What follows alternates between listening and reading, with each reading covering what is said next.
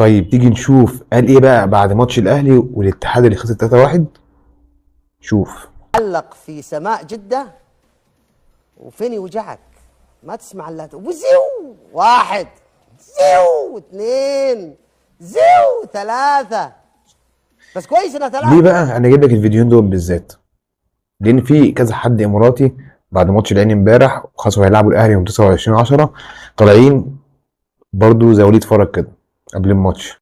منهم واحد اماراتي اسمه عبد الله الكعبي، مش عارف ده لعيب ولا لا، بس هو اعلام اعتقد. بيقول لك العين جاي لك القاهره هيديك 3 أو 4 على الاهلي يعني.